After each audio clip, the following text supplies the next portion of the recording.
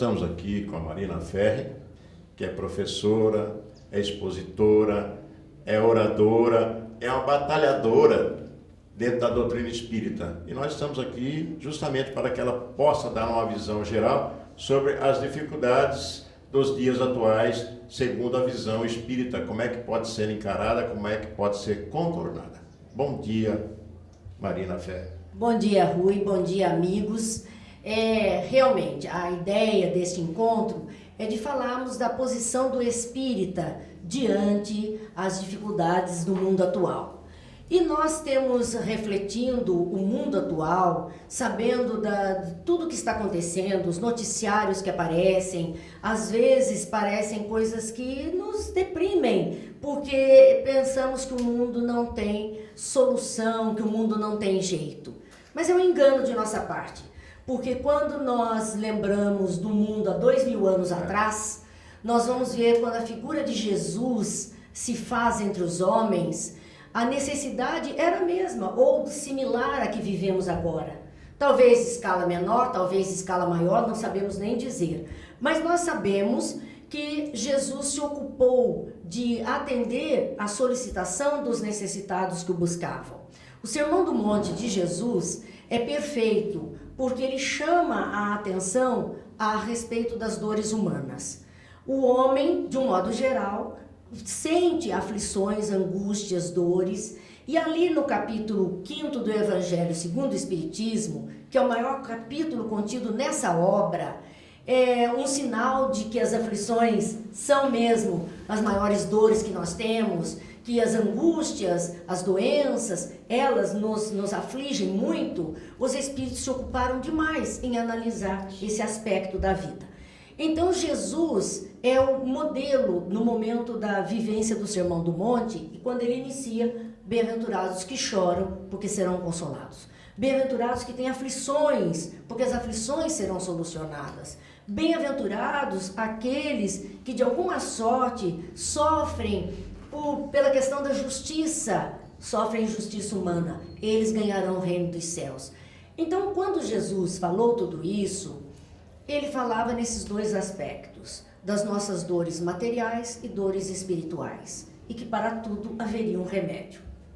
Então, qual a condição de Jesus dizer isso? Ele está falando que muitas das nossas dores atuais, aflições, angústias, esse aparente caos que nós vemos na humanidade, muito disso é provocado por nós mesmos, em razão do nosso modo de ser. O egoísmo, o orgulho, a vaidade, tudo isso que corrompe o ser humano e que arrasta o ser humano a medidas não felizes, nem para si, nem para os outros. Tudo isso tem um preço muito alto quando esse envolvimento para atingir projetos materiais, nós tripudiamos, nós afligimos o outro, nós impomos dores aos outros, nós iremos responder. E isso vem até nós nesta mesma encarnação. Mas existem situações que são causadas pelo nosso passado, que estamos trazendo nesta reencarnação para solucionar o problema. Então, o espírita, diante dessas dificuldades todas, ele tem o auxílio das obras, o auxílio do ensino dos espíritos, para poder visualizar de uma forma diferente os acontecimentos. E isso, para ele, é motivo de resignação. E nós sentimos que cada dia que passa, aumenta o síndrome de pânico, a depressão. Isso não é coisa nova, né, Marina? Mas o que está ocorrendo que a quantidade de remédios para fazer com que as pessoas se acalmem, para a pessoa dormir, aumenta demais nesse nosso mundo. E tem remédio para essa depressão, para essa síndrome de pânico que está ocorrendo com tanta gente no nosso Brasil de hoje? Olha, Rui, nós acabamos de dizer que o Espiritismo nos dá razão para a resignação. E essas doenças, em princípio, são pela ausência da resignação ou de adaptação às condições de vida. Então, quando nós não conseguimos compreender os fatos, e quando os fatos não saem do jeito que a gente gostaria que fosse, o resultado é que nós começamos um bombardeio mental espiritual, um desequilíbrio de tal forma que o corpo físico passa a ser atingido. Então, muitas vezes hoje as pessoas dizem, não, a depressão é uma doença, a causa é física, é falta de serotonina, ela não está conseguindo dormir, ela está nesse... Claro, é físico, ninguém está dizendo que não é, mas a origem não é física. A origem é essa desacomodação do espírito. Normalmente, o depressivo é uma criatura extremamente orgulhosa, embora nesta encarnação ela possa até não ser. Mas ele é um espírito que vem vindo uma trajetória de orgulho tão grande, e um orgulho no sentido de que a vida tem que ser do jeito que ela entende que é. Que os fatos têm que transcorrer do jeito que ela acha que devem ser. E que a vida deve dar respostas aos seus anseios do jeito que ela entende que é o correto. Quando ela não consegue isso, não consegue tecer a vida exatamente do jeito que ela queria, ela começa a ficar insatisfeito. Ela sofre dessa inadaptação a uma vida diferente. Por conta disso, o espírito, nós estamos falando em espírito, sensações do espírito, emoções da alma.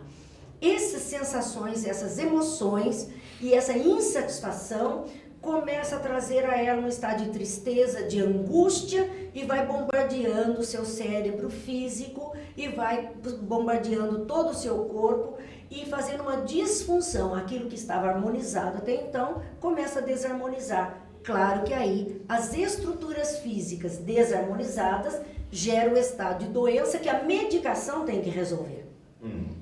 Então nós temos que ter muita consciência de que precisamos de medicação, sim, quando estruturas físicas estão descompensadas, estão fora da sua normalidade, mas precisamos combater a causa, porque aquilo é só um reflexo. A causa é o espírito inconformado. Então a doutrina espírita, meus amigos, ela vem nos dizendo que as causas, como dissemos, podem estar nesse passado nosso, pode estar no nosso presente, ou seja, está no nosso modo de ser, de ver a vida e de agir na vida. Quando nós não nos adequamos, quando nós não procuramos mudar, nós temos dificuldade. Nós temos uma fala da nossa atualidade que diz assim, que nós fazemos sempre as coisas do mesmo jeito e queremos ter uma resposta diferente. Ou seja, nós não queremos mudar nada em nós, nós queremos que tudo mude em torno de nós. E que nada mude. Só que se eu faço do mesmo jeito, gente, não tem como vir uma resposta diferente. Se eu faço um arroz do mesmo jeito, colocando a mesma quantidade de água, eu corro o risco desse arroz sair papa a vida inteira. E não é a qualidade do arroz, é meu excesso de água. Se eu puder adequar, mudar o meu costume, eu vou ter arroz soltinho. Se você chora, você vai ser consolado, suas lágrimas serão secadas. É interessante observarmos essa fala de Jesus. Primeiro passo interessante. As pessoas estavam ali procurando Jesus. Já é o primeiro passo para a cura, para alívio das dores. E quando a gente está procurando, é sinal que já nós começamos a praticar a humildade. Com certeza, com certeza. E quando nós vemos, olha, as pessoas estavam sofrendo. O que? A época de Jesus. Eram os sem teto, na nossa época, não tinham casa. Eram aqueles que não tinham a Bolsa Família, estavam morrendo de fome. Eram aqueles que estavam em condições miseráveis, difíceis, ou perseguidos por causa das suas crenças, como hoje ainda acontece nos nossos noticiários. E os doentes, claro, porque isso tudo não tinha um plano de saúde, não tinha um SUS melhorado. Então, parece que a história é a mesma, num painel um pouquinho mais atualizado. Mas eram essas pessoas que poderiam ter procurado os doutores da lei. Não procuraram. Eram essas pessoas que poderiam ter procurado os curadores da época. Não procuraram. Elas talvez estivessem cansadas de não ter o atendimento ou não ter a resposta. Então elas foram procurar Jesus, que era aquele que surgiu como a esperança, como uma possibilidade de melhoria. Então, quando Jesus surge, essas pessoas conscientes das suas dores, o primeiro passo é estar consciente de que sofre, de que tem dor, de que está doente, de que precisa de ajuda, foram buscar ajuda com ele. E o que ele diz? Você que chora, sua lágrima será secada. Por que razão? Porque a nossa primeira manifestação diante de um incômodo, de uma aflição, de uma dor, de um desgosto, de algo que nos aconteça, são as lágrimas. É a emoção que vem e brota em lágrimas. Então eu começo a vazar a minha dor em lágrimas, e a proposta do Cristo era enxugar essas lágrimas. Que esse estado de angústia interior, de aflição, de desconforto, se transformasse em algo de esperança, de vida, de poder fazer diferente. Então ele será assim. Ele propõe para todas essas dores mudanças. E então é com essa ótica que o Espiritismo vem até nós mostrando que a não resignação, a nossa não aceitação, a nossa desesperança, muitas vezes, poderá nos levar, meus amigos, a caminhos complicados de suicídio ou de loucura.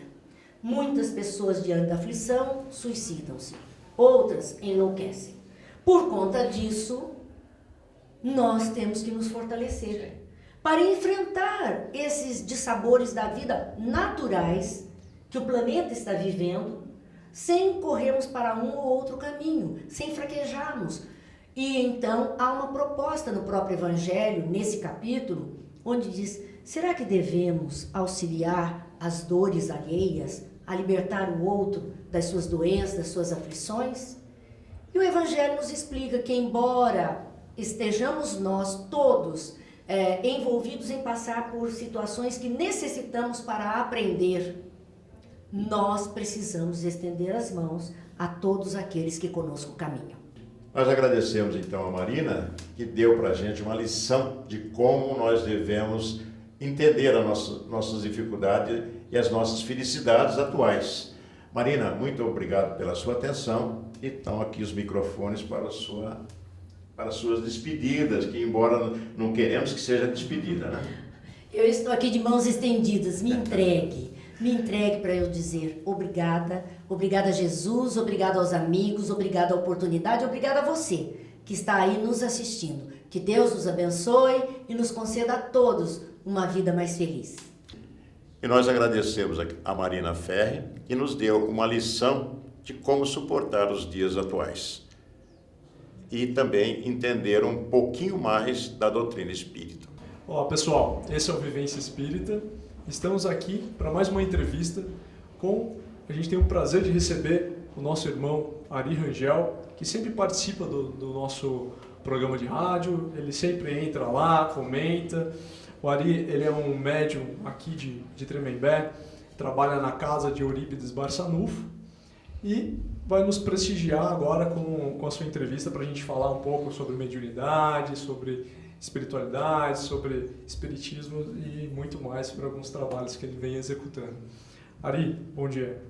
Bom dia, é um prazer enorme estar aqui novamente, junto de pessoas tão queridas, como o pessoal do programa Vivência Espírita, e que são amigos nossos do coração e que a gente não cansa de dizer, estão sempre incansavelmente defendendo a doutrina, levando a doutrina aos lares, às pessoas que fazem com que a mensagem espírita chegue até aos corações das pessoas, consolando do jeito que a doutrina nos permite, nos possibilita, né? Então, para mim é um prazer enorme.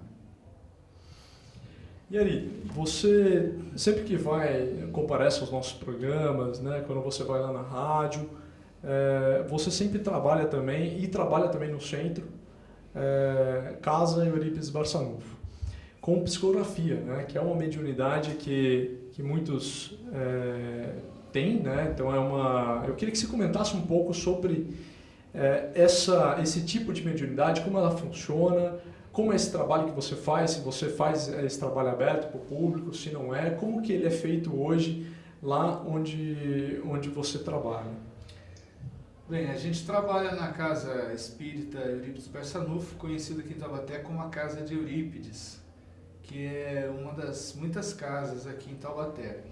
E nós desenvolvemos esse trabalho tanto privativamente, né, em trabalhos fechados, mas nós temos também o trabalho público, que é realizado aos sábados à tarde, onde via de regra acontecem mensagens de entes queridos, familiares, né?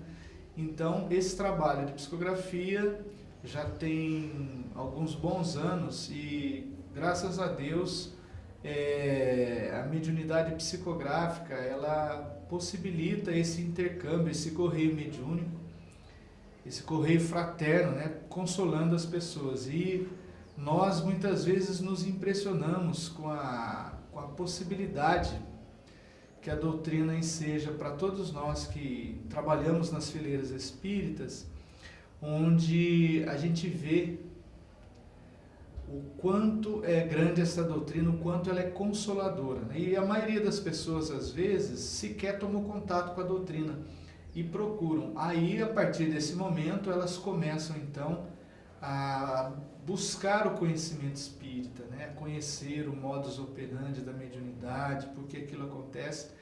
Então, nós temos a felicidade, a alegria de estarmos nessa seara, embora reconheçamos ainda que estamos muitíssimo longe do ideal.